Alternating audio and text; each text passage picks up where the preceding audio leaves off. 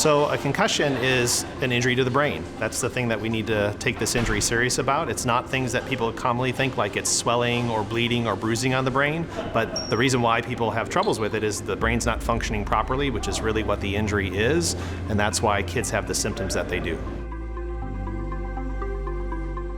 So after your kid has a concussion, they may have headaches, which is the most common thing that we see. They may report being dizzy. They may have troubles with focus or concentration. They may say that the light or noise is bothering them. They may get more emotional. They may feel more anxious about things. If they're in school, they may have a difficult time focusing or concentrating on their subjects, and that may make their symptoms feel worse. So those are all common things that we see.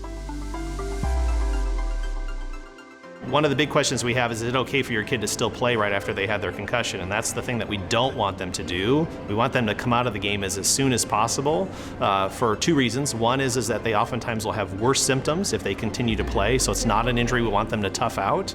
And then the second is it'll double their recovery time. So we know from research that kids take much longer to get better when they continue to play than the kids that actually stop playing right away after their concussion happens.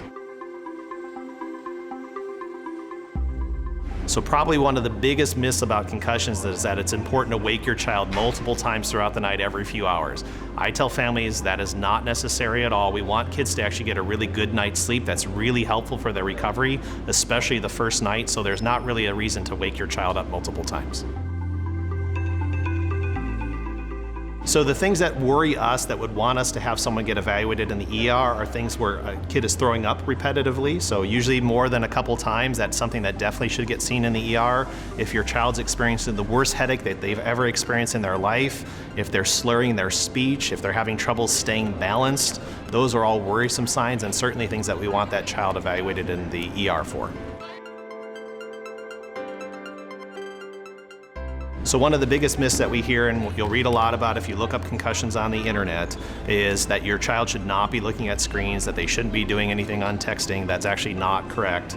Some kids may have troubles with screens in the setting where they're in a dark room and that's their brightest thing that they're experiencing, especially if they have sensitivity to light is one of their symptoms. But universally, just using a screen or sending a text message is not harmful for your child after they've had a concussion. So one of the biggest things that most athletes want to know is when can they go back to play. That may be the parents' biggest concern as well. So for us, the two things that need to happen is one is your child needs to feel completely back to their normal self, and if it's during the school year, both in and out of school.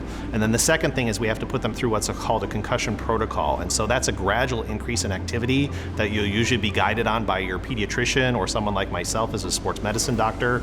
And that we need to make sure that they don't have their symptoms that come back as they start to go back to their normal level of activity.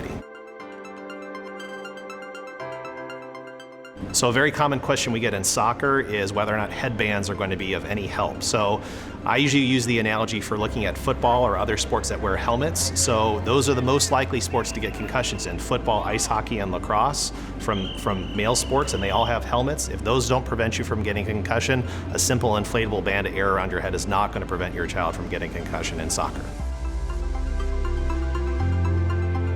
So another question we get is, how often is it okay for my kid to get a concussion? How many is too many? When should I have my kid stop? That's really, there's no magic number that we use, so that's going to be variable from person to person.